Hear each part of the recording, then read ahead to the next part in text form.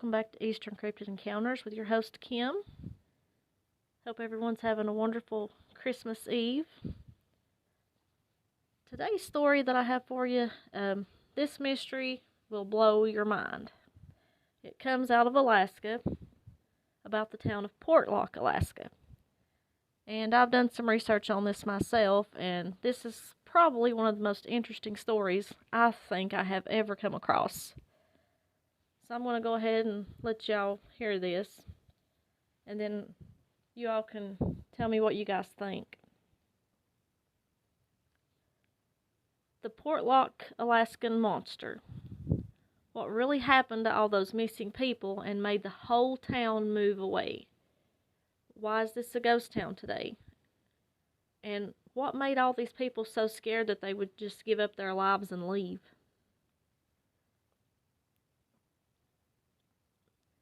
Brian Weed is the co-founder of a group called Juneau's Hidden History that primarily keeps track of things through their Facebook page. He has traveled all over Juneau and many other Alaskan towns in search of natural history and stories. His group plans frequent hikes in the area to places that have some sort of story to tell or just to see the natural beauty of the state. He came back to us with a collection of research on strange happenings in the town of Portlock, that is south of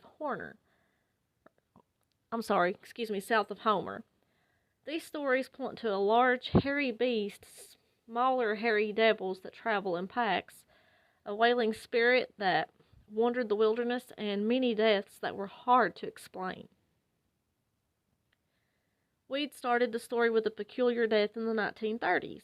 A logger was out working and something or someone hit him over the head with a huge piece of logging equipment, something that one man couldn't have lifted. When they found his body, there was blood on the equipment, and there was no way that one person could have done it. He was a good 10 feet from the logging equipment, so it's not like he slipped, fell, and hit his head. It looked more like someone picked it up and bonked him over the head. But there are lots of accounts of creatures being seen in this area. The local natives started talking about a creature, a hairy Bigfoot-type Yeti monster, and it was called the Nantinaq, or Big Hairy Creature, as it was called. At that same time, the villagers talked about seeing a spirit of a woman dressed in black clothes that would come out on the cliffs above town. They described her dress as being so long that she would have to drag it. She had a very white face and would scream and moan.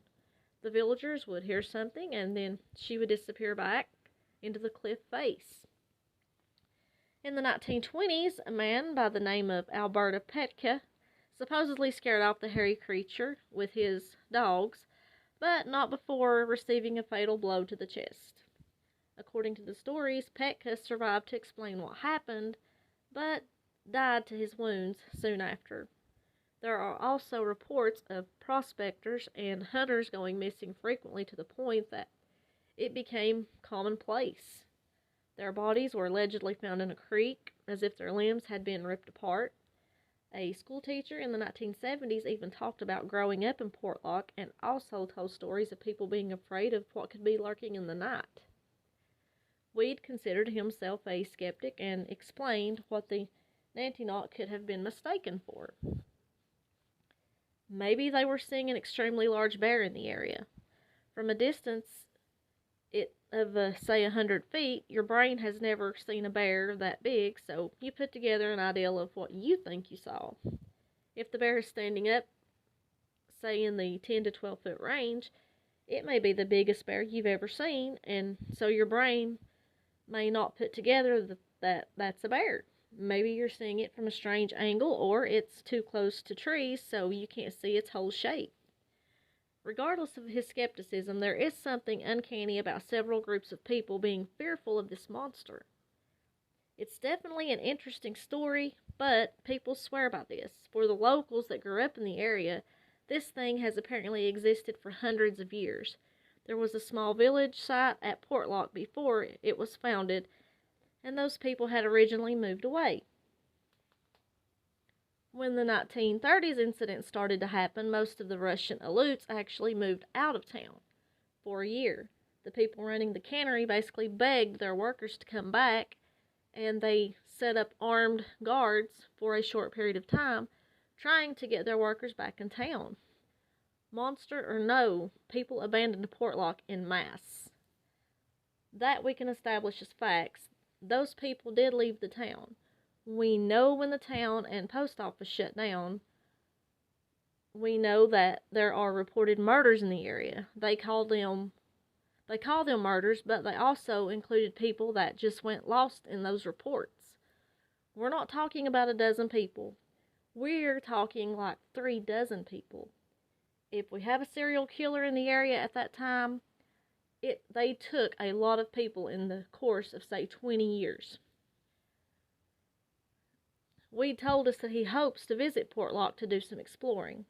He says, I'm hoping to camp 3 or 4 days in the area and maybe set up some cameras just for kicks.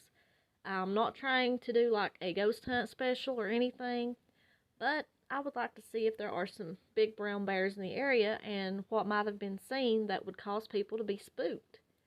He then explained how Juneau's hidden history focuses mostly on things that are inherently true. Our group has always been about telling the truth and seeing what we actually see. Taking pictures of stuff. Do we believe in ghosts? Miners creeping around in tunnels? Absolutely not. We've seen a few things that we couldn't explain at the time, but later, as we investigated it, it was, oh, these rocks slid because of the ice, or the timber decided to finally break because it was all rotten. Do we think something touched it at the time? No. But this town was founded in the early 1700s by a British captain by the name of Nathaniel Portlock. And in 1951, the mass residents of Portlock left saying, we're done with this town. Between 1930 and 1950, over 3 dozen people went missing and were murdered in Portlock, Alaska. But its super rugged terrain, Portlock was a great town, and they established a cannery. They started a mine and mining. It was actually booming, and people were coming in, and families were being established in a town that was said to be tough. People were mostly Russian or Aleut descent. In 1920, the government was going to establish a post office and wouldn't if they didn't think it was going to last, but it did last for a while. And when the men wasn't working in the cannery or mining, they would go up into the mountains hunting a doll sheep. So sometimes they would go up hunting these sheep and never come back.